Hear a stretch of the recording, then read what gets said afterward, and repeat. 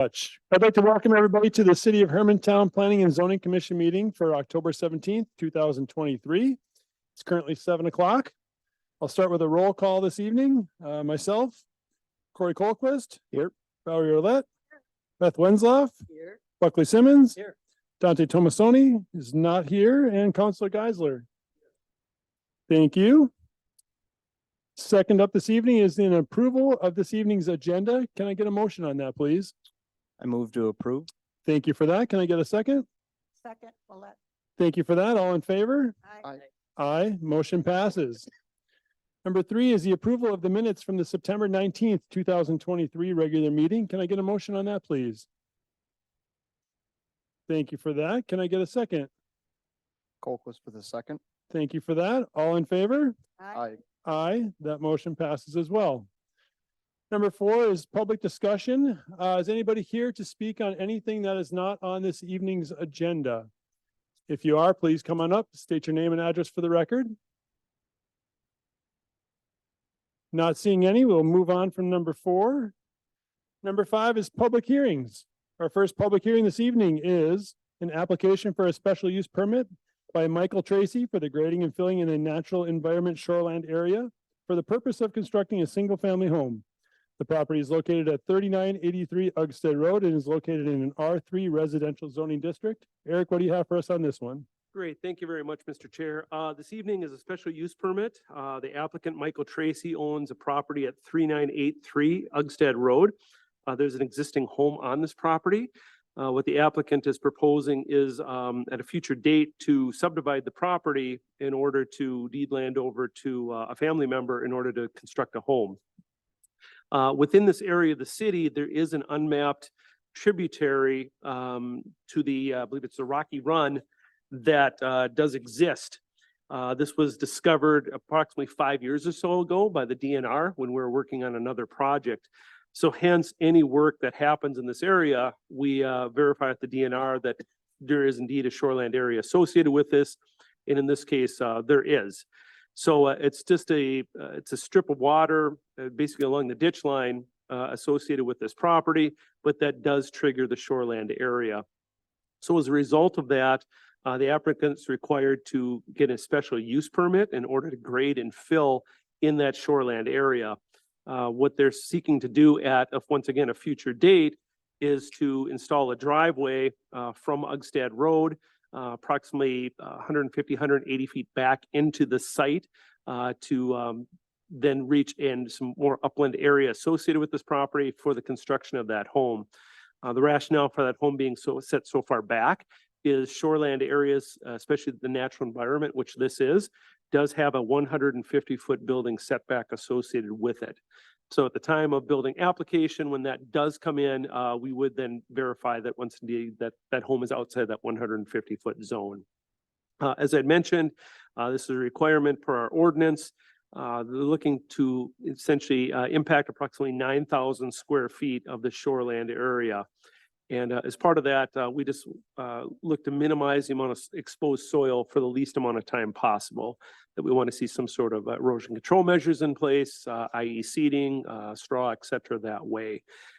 If this is recommended by by the Planning and Zoning Commission, this would go to the next City Council meeting in November. Perfect. Thank you very much for that. Commission members, any questions or comments so far? Not hearing any. Is the applicant here this evening by any chance? Perfect. Sir, if you have anything to say, could you please come up and state your name and address for the record?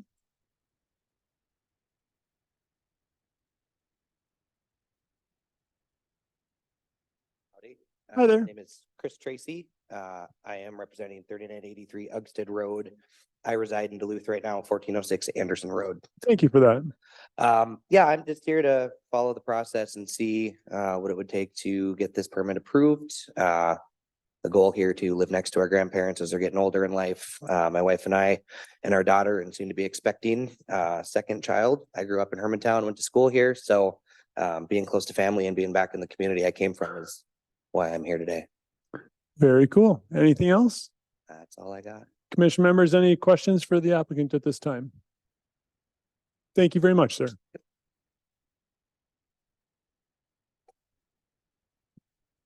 I'm going to open up the floor for a public hearing at 7:05. If anybody's here to speak on this matter this evening, please come on up, state your name and address for the record.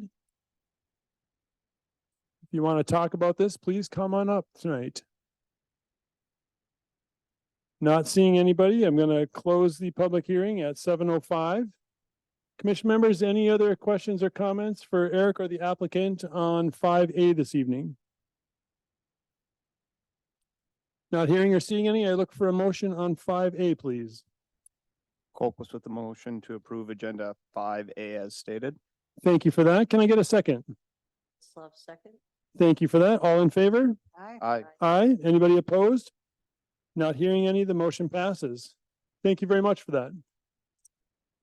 Second up this evening is 5B. It's an application by Rainy Day Funding LLC for a subdivision to create a 136-foot wide parcel of half an acre and a 1.88 acre lot, accessed by the way of a flag lot of 30 foot in width at 5154 West Arrowhead Road. The property is located in an R3 zoning district again. Eric, what do you have for us on this one? Great, thank you again. This is an existing lot of record at 5154 West Arrowhead Road. It's an existing 2.33 acre site. There had been a home previously on this property, which has since been demolished. This was unfortunately the home that was struck by an airplane earlier this past year. This applicant has since purchased the property and is looking to subdivide it into two different parcels. Essentially, what's left from the parent lot is that proposed half-acre parcel, which is going to be located on the west side. Mr. Wickland, if you can scroll up. There we go. Thank you. So parcel A, basically that's what we call the parent property that way. That's approximately 136 feet along Arrowhead Road and approximately 160 feet deep. It does meet the minimum requirements of our R3 zoning district, both from a lot size as well as a lot width. In 2016, City Council passed an ordinance allowing flag lots within the city. Those are applicable in any zoning district, assuming that they meet minimum requirements. In the case of flag lots, minimum basically frontage on a roadway is 30 feet, and the maximum of that access point is 500 feet. What I like to do is I call it a pole and a flag. So the pole portion, once again, is a minimum of 30 feet, max of 500 feet in length. And that contains the driveway and any utilities associated with it. And then the flag is actually where the home would be built that way. So in this case, in parcel B, both the pole and the flag requirements do meet minimum requirements. The applicant's looking at a 30-foot touchdown point on Arrowhead Road and approximately 160 feet long on that pole portion. And then that acreage in the back, which would be the home. On that parcel B in the back in the flag area, it is required to meet all the setbacks associated with the standard R3. So there'd be a 50-foot building setback on the front yard, which we'd call, that would be from the rear of the parent property, minimum of 10 feet on the side yards, and then 40 feet in the rear yard as well. From speaking to the applicant, their plan is to, assuming this is passed, is to market both parcels for sale. These would both be single-family homes associated with that. The way flag lots work, especially with this size here, that there'd be a single-family lot. And there is, per the National Wetland Inventory, some wetland in the southwest corner. Assuming once again that this lot is split, any building application that would come in, we would look to see where the home sits in relation to that national wetland information. If there are apparent impacts at that time, we would require wetland delineation. But at this point, this is strictly for a lot subdivision. Perfect. Thank you very much for that, Eric. Commission members, at this point, does anybody have any questions for Eric so far? Sure, I have a question regarding water and sewer hookups and availability, and since there was a home there, do they need to pay for water and sewer hookups? My understanding is that they'd be able to use that existing stub the way it is today, but for the future or that new flag lot, that would require any sort of availability or hookup fees that we would have. So there would be requirements that they would have to hook up as they are less than 400 feet from the city sewer and water. Thank you. Perfect, great question. I know we've seen quite a few of these flag lots recently, so I think we're all kind of familiar with them. By any chance, is the applicant here this evening? No, The applicant had reached out for me. They're out of the Twin Cities. They Okay. did have another commitment in Aiken. They're going to try to dial in if possible, but it does not look like they were able to at this point. Joe, any chance anybody's online? Thank you. With that being said, I'm going to open up the floor for a public discussion at 7:11. If you're here to speak on this matter this evening, please come on up, state your name and address for the record. Come on up, sir. How are you doing tonight?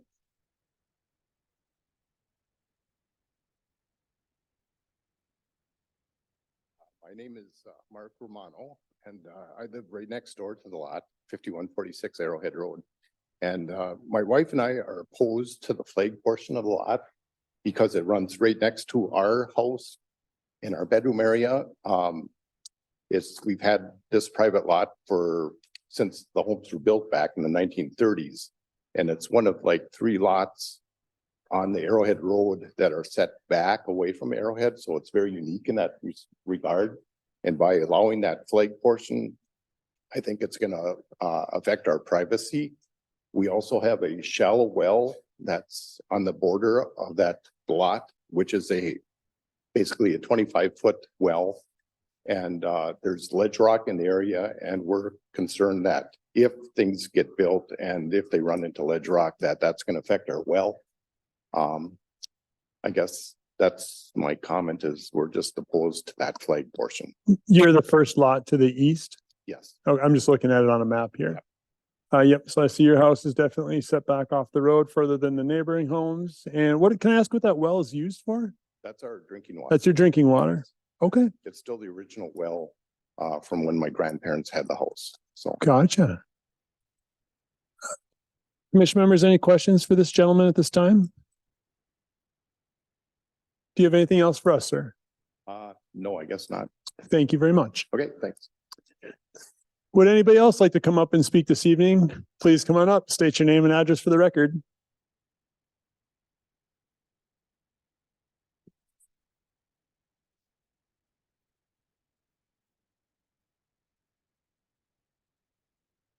Thank you.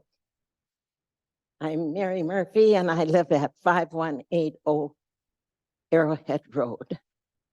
I was born into 5180 Arrowhead Road, but then it was called 363E, Symar Road. And I've lived in that home ever since. And I've watched Hermantown grow from the township to the city. And I don't know who the last people were or are who have cows. But from the time my parents moved into that house in 1937 or 8 or whatever year it was, they had cows until 1954. My mother had died. My dad worked as a shift worker at the steel plant in West, or down Morgan, past Morgan Park in Gary. And he worked shifts. Because he worked shifts, a kid always had to be the milker or my mom. But my mom died in 1953, and there was only one brother left. And boys do have to milk before girls have to milk. And this girl tried really hard not to ever go to the barn unless there were kittens in there. But she knew better. She didn't want to go to school smelling like the barn. So she never learned how to milk. And there was no one left to separate the cream from the milk and sell that. or trade that with the neighbors for whatever eggs they had. And so we sold the cows. But other people might have still had some cows. We had 2 cows usually, Babe and Snoopy. And we never had a locker at the locker plant. But my parents worked really hard with the rest of the community that still have animals to encourage that there be a locker plant and meat market, which happens to be the school administrator's office right now, and the superintendent works out of there. So I know things change, and I know everything can't be wonderful. But when I spoke to you last spring, I had no idea what a flag lot was, and I still hardly do. But it has great impact on the community, historically and emotionally. And I don't know what your plans are for the Jackson Project houses. But I know that it's one of a few New Deal projects that remain intact, but not so much because of planning and zoning. You are the most powerful people in Hermantown for deciding the future of what was and what will be.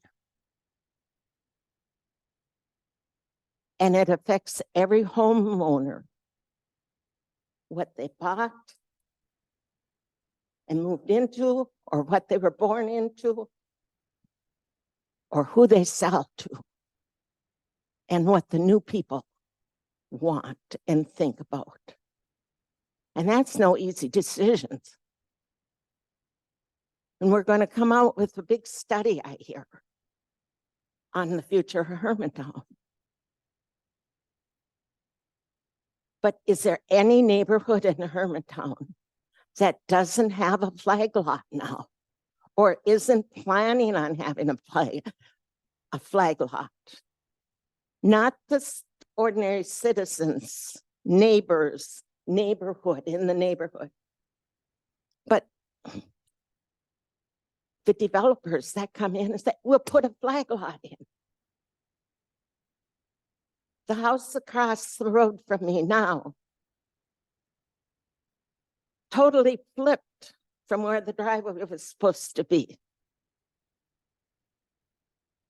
I never dreamed there would be 3 new mailboxes. I never even thought that there would be 3 new mailboxes on the 100 feet of easement that my house has. And with the 3rd mailbox that went up,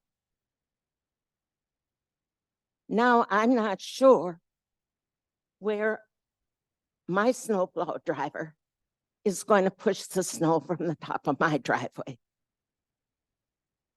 I expect I have to move the mailbox, my mailbox, to the center of the other, where the other mailbox is from across the road. But I was told the plan for the house was totally different than how the house turned out. And there are things like that. And where the water wells are. We have a water well on my place too. But I'm hooked up to city sewer and water in addition. And so I didn't have to use water from the city of Duluth to water this summer. Because I could use the well water. And that's a precious thing that we have to preserve. But the historical aspect of the Jackson Project, and I don't have the 10 acres that Franklin Roosevelt deeded over to my parents. Because my brother, when he got married in 1954 or 55, whichever one of those years, the last milker, he built a house. Romanos are the grandchildren of the people that lived in the original house. Almost every house that's built has some relation, new house that's been built on the 5 acres. Carlson's, the house that the plane crashed into. Each one of their kids were deeded part of the land. Art and Ducky, that property is still in the hands of the people it was deeded to. Roger chose to sell his. And so to the west was Roger on the Arrowhead Road. But they're gone now too. And someone else built a home, one home, but not a home crowded. That home had to have 100 frontage feet, didn't it? I'm told my house, houses, my land, there has to be 100 frontage feet. And on the Arrowhead Road, with the amount of traffic that we have with the school and the new development and the future new developments that's going to fill in the Sunquest property. And we've given them 2 easements now, the flag easement and then the wetland fill. So that's going to affect the neighborhoods down around Rocky Run and wherever it goes to possibly. But you have a fine administrator that's in charge of planning and zoning. And he talks me down every once in a while. And you should give him a raise, I say, because he will listen and he will explain and he will make me understand. But I won't understand any flag lot in this historical Jackson Project area. It shouldn't be. We should have one thing in Hermantown that's always remembered of how the growth really started. And that's when the federal government chose to have a project in Hermantown, Minnesota. There's one other project in Austin, Minnesota, that's not similar to Hermantown, but it was a New Deal project, and that still exists, but not like the original either. We have to change. I know that. I was your history teacher. Oh, I know. And I know history, and I know. But we have to prepare for the future. But changing to a flag lot isn't the right way to do it. Thank you for listening. Thank you for nodding once in a while. And thank you for your good judgment on most everything else you do. It has to be good judgment on this too. Thank you. Thank you very much, Mary.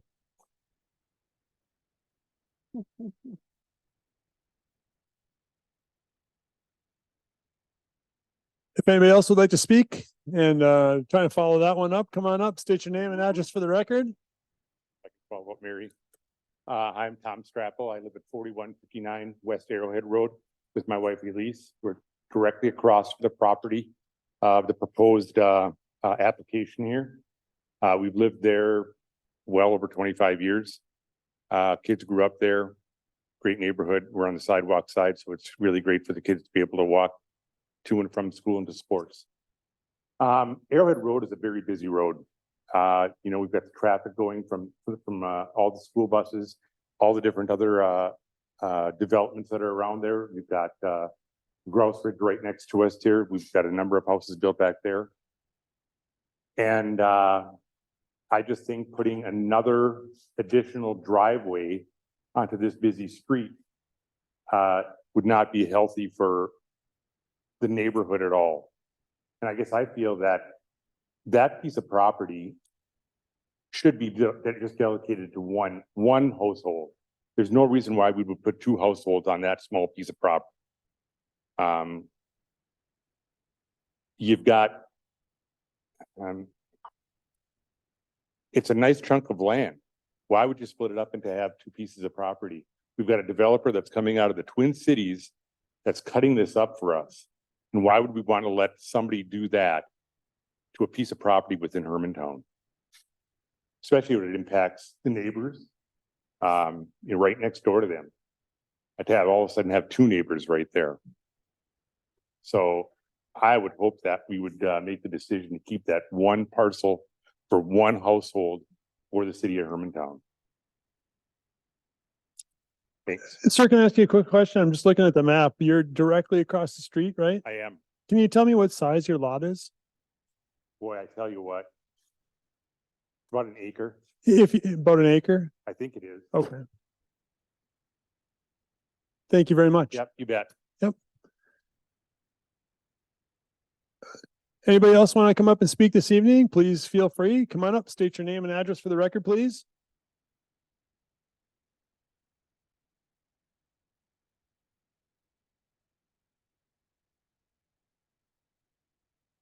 I get it, sir.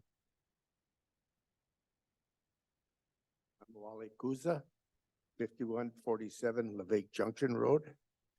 The property that they're talking about joins my property in the back. When I built in 65, I was going to build 3 lots. I couldn't because of the runoff in the ledge rock. So what happened was I put a pole barn up finally. But anyway, it's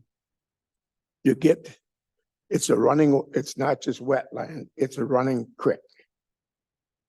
All winter long, all summer long. You have to wear boots in the back of that lot. And it splits. I have a windmill on the top of that big ridge. And half the river or creek comes up right in back of my house. And I have a 9-foot pond and an island windmill. It's open year round. And then it splits and it goes around to the backside.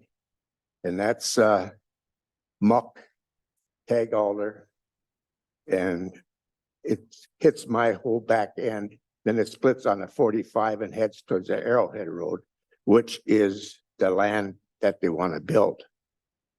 Now they have to, on my abstract, the government said I couldn't change any layout for the runoff. Well, my runoff is, it's all cobblestone when the government put the Jackson homes in. So I made the best of it. Turned out good. But yeah, on the other side, it's swamp. I keep my back line open. And the only time I can get there, and I still have to wear, well, now you'd have to wear hip boots because it's muck. But it's not standing, it's a running water. And I don't know how far back they want to build, but you're looking, it starts in my corner and heads towards, say, the Arrowhead on a 45. And that's about, after surveying, they surveyed after they got where the airplane, good thing it would drop there, not on my land. It would have been right on my house. But anyway, they would have to hold at least 50 to 80 feet from the back line and keep that original river going. And that crosses on the Lake Junction on the low end. Yep. And the other part goes towards the school that way. So I'm kind of concerned. I don't need more water. So if they block it, then I'm going to be getting more water and runoff. And you were 5147? Yes, I'm just looking at a map. Thank you. pardon. I'm just looking at a map right now, just to orientate myself with your house. I'm right on the corner. Yep. The corner of the lot. Grandma Carlson, that she was the original owner. She split it to her three sons. Gotcha. Perfect. Do you have anything else you'd like to tell us? No, that's about it. Just so they don't have to divert all the water to us, because right behind Wayne, the mayor, he joins my lot. Yep. That's the other creek that's coming off the Arrowhead Road and Lake Road. And that's a steady running water. But it's been kept up, dug. So Perfect. very good. Thank you for the information. Would anybody else like to come up and speak this evening? If you do, please come on up, state your name and address for the record.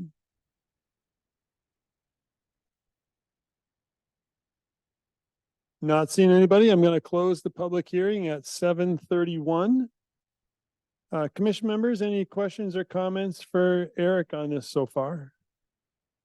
Eric, on parcel A, that it's half an acre, that's the minimum size to build on, right? That is correct. This is R3 zoning. It's a minimum of a half acre and a minimum of 100 feet of frontage, Okay. assuming it's not a flag lot. Do you know if there was a reason why that lot wasn't made larger I don't, with almost 2 acres for the flag lot?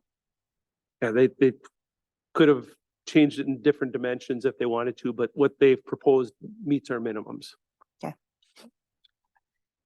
Eric, the wetlands on parcel B, how much of that is consumed by wetlands? Is there wetlands or anything that would affect where, you know, if we were to move this forward, that it could be developed as a flag lot? I mean, is there the possibility for a house to be built and meet the setbacks? So right now, and Mr. Wickland, if you can pull up the plat map. So with what we're calling the parent lot in front has a depth of 160 feet.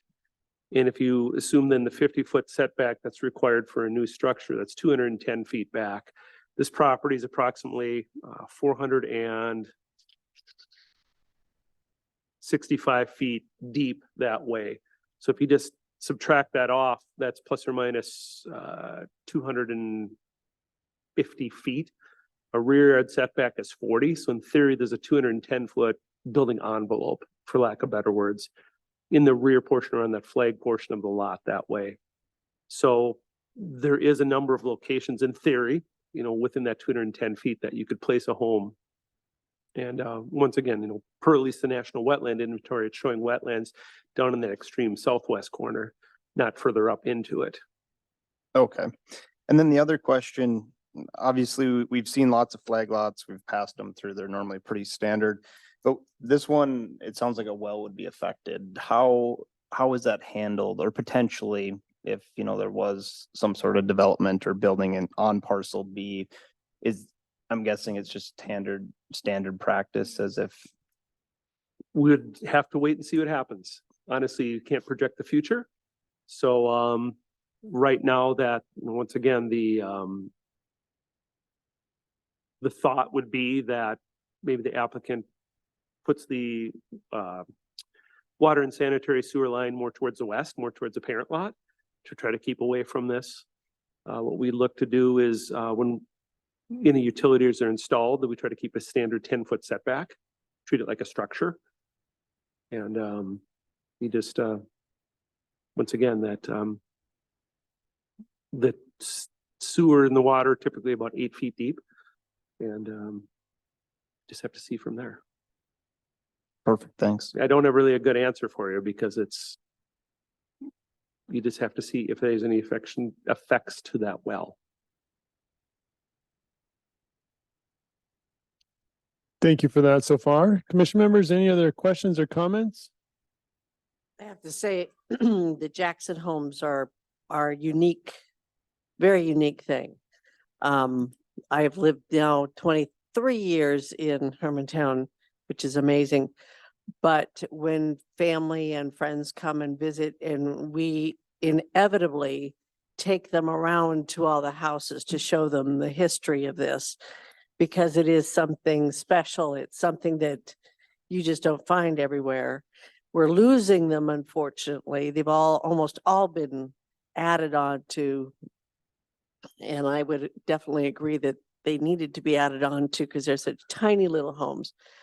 But on the other hand, there is something that sometimes preserving areas is not a bad deal. We do lots of flagships because they are long and skinny. That's the nature of Hermantown as well.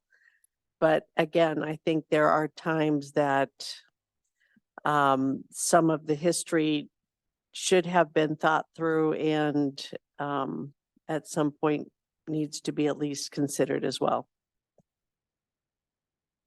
Can appreciate that. Thank you. Commission members, any other comments or questions?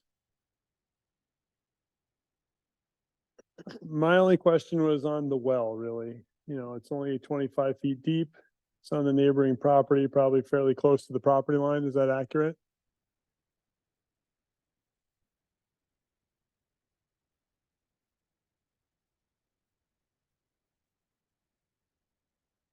Okay. Yeah, I guess that's my only real question is how that would be handled if something happened. And God forbid that happens, obviously, but there's the chance that it does. I mean, I would assume that whoever the developer is would be liable for something like that. It's an assumption on my part. That's, someone would have to cross that bridge when Right. it comes. And it would more than likely be a civil issue between the two parties. Property owners, yep, yep. Yeah, that's my only real question because, I mean, the rest of it's pretty straightforward. Flag lots are allowed in the city of Hermantown until the city council tells me they're not. Yeah, as far as I'm concerned, it's pretty simple. Commission members, any other questions or comments on this evening? Yeah, I just had one comment. Was there any consideration of putting the pole on the west side versus the east side? You know how they drive with that? Once again, this is a vacant lot now. It's, you, in theory, you could flip it either way. And it's too bad that the applicant is not here because maybe that is something that they could take into effect. Yeah. Given that there's a well in the close proximity.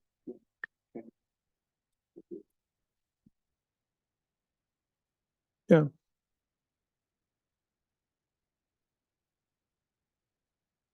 Well, I guess just Mr. Peterson brought up a good point. Right now, we're not asking for anything special. Everything in this application meets current zoning standards.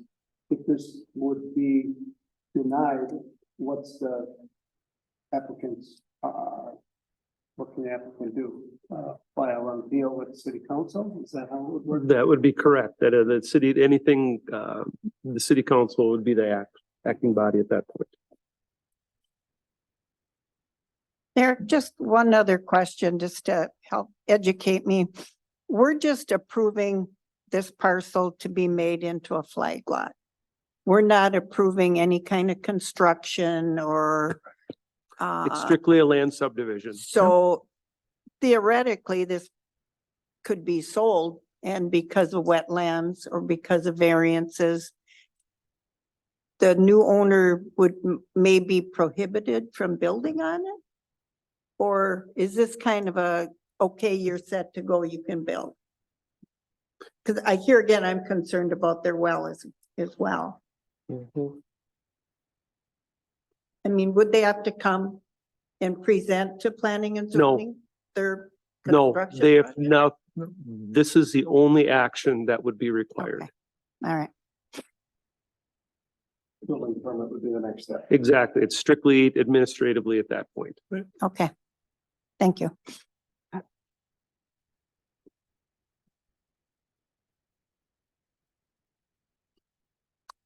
Commission members, any other thoughts on this evening? Or questions? We've had a couple comments on the well. We've had a couple comments on potentially flipping the flag portion to the west, or the pole portion, I'm sorry, to the west. I mean, but in theory, it's just it's just a property split right now. Yeah, it's too bad that the applicant isn't here, Right. just because, I mean, we do these all the time. It's very standard and it meets all the criteria. So we're running off a hypothetical that we could affect a well, which, yeah, it's a bit of a bummer that we can't ask him, but you know, Is there any way that we can table it till next month? That could be an action or requested by this and voted on. Yeah, that's true. I mean, we can make that motion. I would make the motion that we table this and talk to the developing company more and see if there's a way to change some of the way this is laid out for the neighbors, especially. Okay, so just to be clear, you're not against the flag lot creation. You just want to look at the layout of it. I am still against that, but I would rather table it right now and at least take care of the one main issue. Yep. Like I said, we can't, the flag lots are there, unfortunately. And fortunately, I'm both sides on that. But in this instance, we have an extenuating circumstance that makes this not just a slam dunk, that it's just inconvenient. This is more than that. And that well is right on the property line, essentially. And it's been like that for a long time. Right. Okay.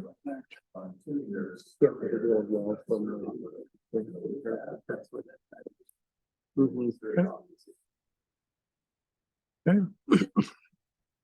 We have a motion, sir, Yep, sir. I'm sorry, Come to the podium. can you please come up and state your name and address again for the record?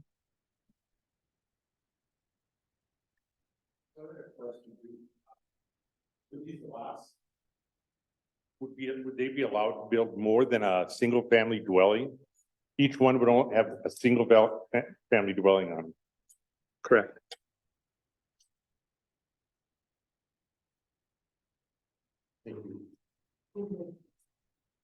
Yeah, exactly.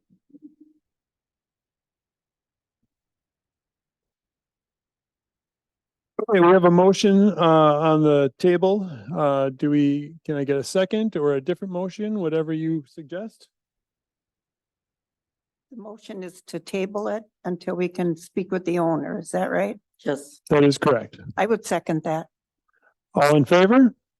Aye. aye. Anybody opposed? Motion passes. This will be tabled until we can speak to the potential developer. Thank you for that. Did you have a question? I'm sorry.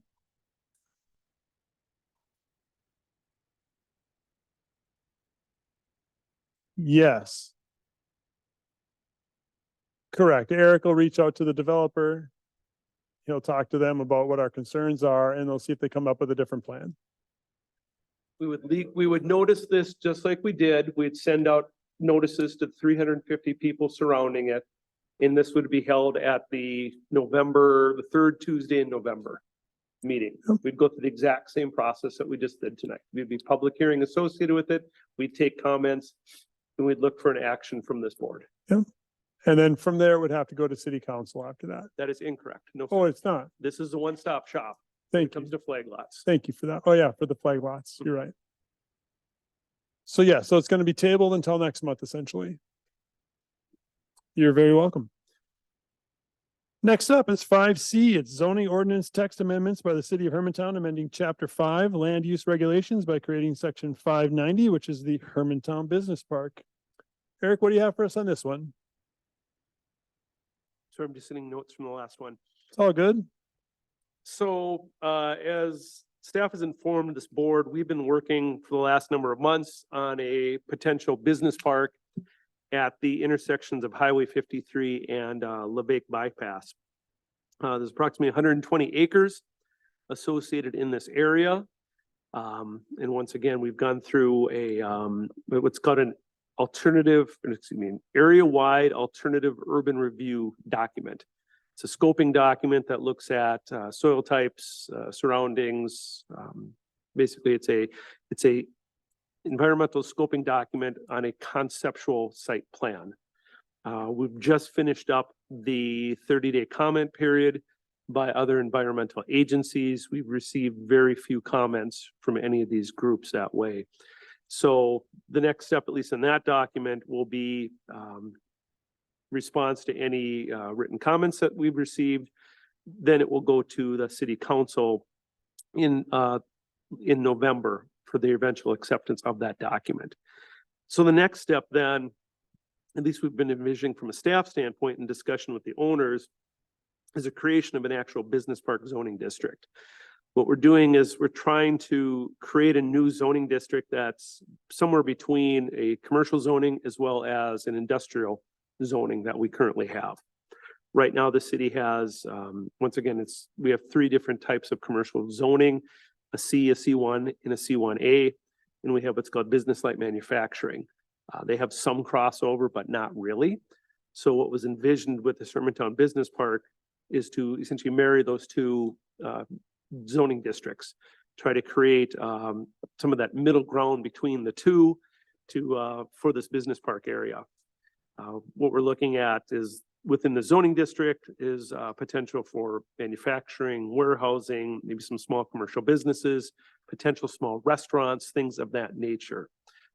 There are very limited, for instance, in the Hermantown marketplace, we get much more strict as far as landscape requirements, building materials, et cetera, that way. We don't go that far in this industrial park. But at the end of the day, we're still trying to find some kind of a unifying theme within this business park area that way. Because there are airport safety zones, there's airport safety zone 2 and 3 over this 120 acres, as well as 2 different zoning districts. There's the C, the straight up commercial, and what's called the C1A, which is adult use. So as part of any zoning code in any city, you need to identify a place that adult uses can happen. Otherwise, they can happen anywhere in the city.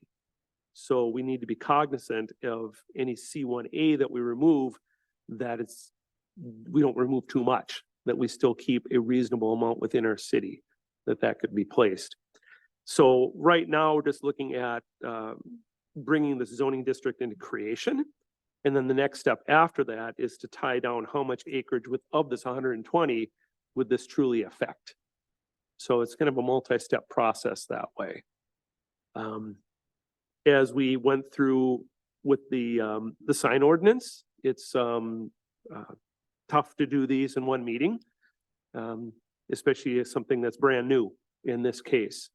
So I'd welcome any questions from yourselves or the public who want to ask any, and maybe start a discussion that way. And if there's a comfort level at the end of that, we can look for a motion. Otherwise, we can always continue as well. Thank you for that.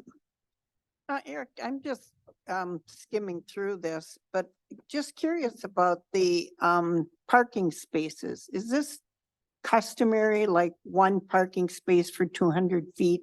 This is the norm. Yep. It doesn't seem like many parking spots for like a manufacturing facility. It says 5 spaces plus 1 per 500 feet.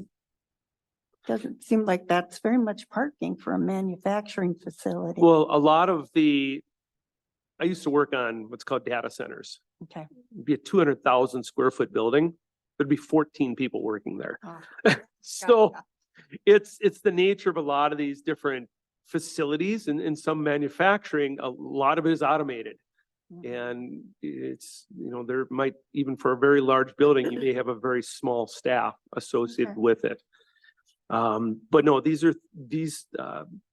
parking numbers are pretty traditional, size-wise throughout a number of different communities that way. Okay, thank you. You may have seen too, some communities are eliminating that and just kind of going by custom for the use, they can come in and prove that that big data center is going to have 14 people. And so there's some, probably through a variance process and customizing of these. Mhm. Yes.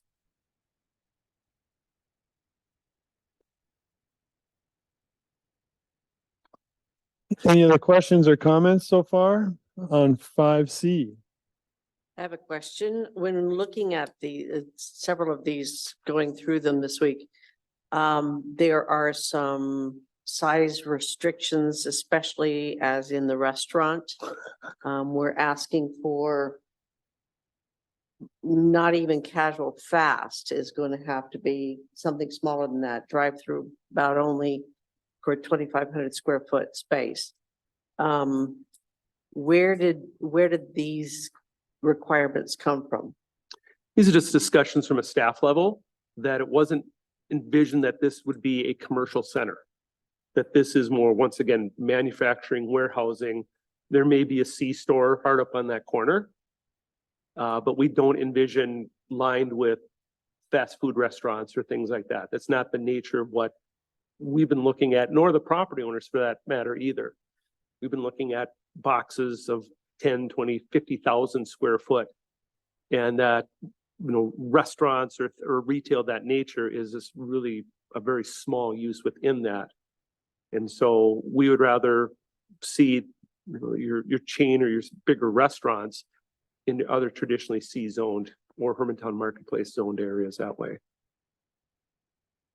And once again, I mean, that's at least a comment from the staff standpoint. If, Right. This board believes it should be something bigger than that, and once again, there's a number of you who work in that sector or develop in that sector, I welcome comments. I know from my experience every day, our use and recall for what some of this seems to be is dwindling down. And I would hate for us to make a mistake and not have it equal sided, so that if you can have a lot together that looks good, you could go down by, my mind went down to this close to the airport. You have industrial and office and hotels and everything sort of right in the mix that look nice together and work well together.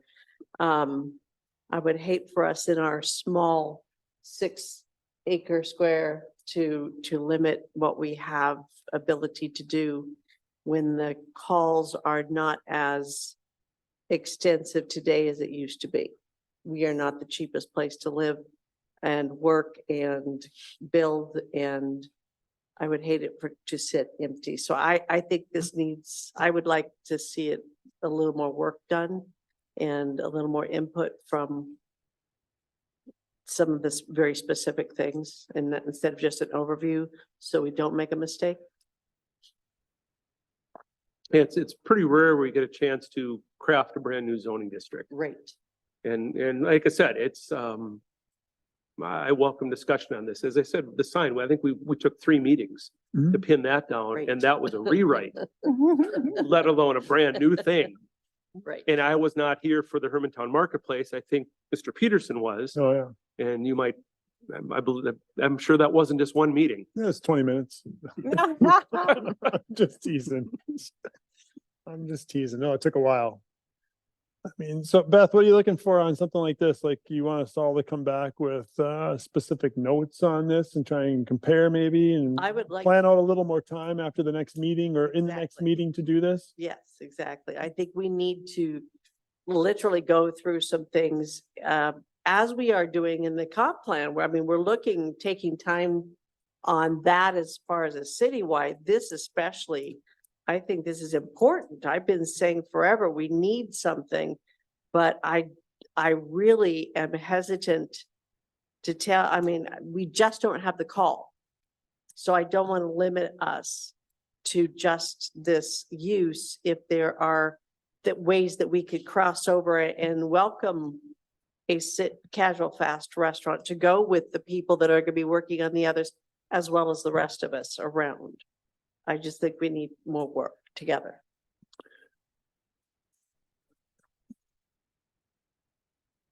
Eric, can I ask a question on the 128 acre business park there? How many landowners are there in that?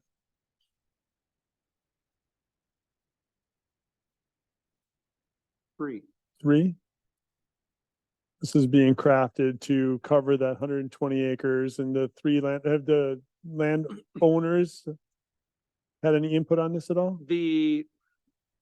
We've had an initial discussion with them. Yep. And that, from a staff standpoint, we could open it up a bit more to them. One of the big things that this excludes is mini storage. And one of the existing uses on one of the properties within there is mini storage. And so, and once again, that C1A is a specter. That's something that we need to be cognizant of. So we were even discussing from a staff standpoint, as much as I'd like to see this over 120 acres, this may turn out to be like a 30-acre area. Just because of the airport safety zone, Right. which has a 2.5 acre minimum lot size. Yep. As well as, once again, that loss of that adult use area. So it's been a needle to thread a little bit with this. And so it's gonna be interesting. In that 120 acres there, so how much of that falls under or being super restricted by how many people can be on it at a given time? Because of the overlay. I'm gonna say it's a minimum of at least 60, if not more. Yeah. It's a very strange setup. The 26 acres hard up on that corner, that's all C zone, C commercial zone to right now, and a 3 zone Yep. as far as the airport, which is just height restricted. And then just the nature of that safety zone coming out at a straight line and Highway 53 coming up an angle, you start running into this triangle afterwards. So just from a quick guess, plus or minus 40 acres is within that 3 zone. And that area would be fine for data centers, for example, stuff like that, that don't have a lot of occupancy. That would be fine in the 2 zone. Right. Exactly. Or the same thing, large warehousings or Yep. things like that. Yep. And like I said, you referenced number of people, and it's 20 people per acre is what it is. Yep. In that 2 zone. So yes, it is lends itself more towards big boxes Yeah. that are not retail based. Okay.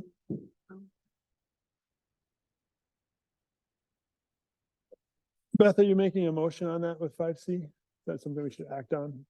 I believe we should. I make a motion that we spend more time, especially not limiting our time, but not making a decision tonight so we can further review. Can I get a second on Beth's motion for 5C? Thank you for that. All in favor? I, I will do a little homework and we'll discuss 5C more next time. Thank you for that. Moving on to the next one is continuing business. Do we have anything that's not on our sheet, Eric? No, we do not. Thank you for that. Number 7, new business. Do we have anything on our, other than what's on our sheet, which is nothing? Which is nothing. That is correct. Number 8, communications. It looks like we have a correspondence from Dale Simonson. This is actually the letter that staff prepared in response to Mr. Simpson back in July earlier this year. I believe Mr. Geisler had referenced a letter from Mr. Simpson that at least City Council had seen. And that letter, unfortunately, is not in this packet. This is just staff's response to our conversations back and forth with Mr. Simpson. Perfect. Also, that Mr. Simpson has filed a formal complaint against the city. And that we, the council received, and I thought that the commission members did too, that their city attorney is asking that there be no communication between city staff, commission members, or elected officials with Mr. Simpson. So if he reaches out to you, say, talk to the attorney. He has not, but thank you for the warning. Well, and I guess I thought the way that letter was addressed, I thought it went to the commission members as well. And I apologize for that. I was, when I saw it was just my letter in here, I was under the understanding that we were going to have his letter as well. Okay. So, but that should be included just for their reference purposes. So this is nothing we should be discussing here tonight then. All this is just correspondence is for your reference. It's hard to know without seeing his letter. That's, There's no action to take. It's just making you aware. Correct. Perfect. And the other one is unfortunately the resignation letter from Samuel Clark. I think we all saw that. And we congratulated him for his service and thanked him last meeting. Next is number 9, commission member reports. Myself, I have nothing this evening. Corey Colquist, No report. Valerie Roulette, No report. Beth Wensloff, No report? Buckley Simmons, Counselor Geisler. I would just recommend taking the time to study the business park. I would look on, it's on the Hermantown website at that AUAR document. There's a lot of good information, some kind of mapping layouts and whatnot. Keep it by your bedside in case you can't fall asleep. But yeah, there's a lot of good information there and, but it is, Eric, maybe you can direct them a little bit where it would be found on the website. Sure. It's, Mr. Wickland, are you able to, call up the city's webpage? Send us a link. Or we can just send you the link. Yeah, That's, that might be yeah, I'll just do that. That'd be a little easier. There you go. All right.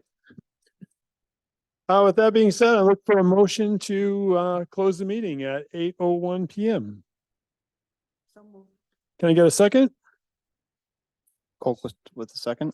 Thank you for that. All in favor? Aye. Aye. Thank you very much, everybody. The meeting is closed at 8:01 p.m. Really appreciate everybody this evening. Thank you.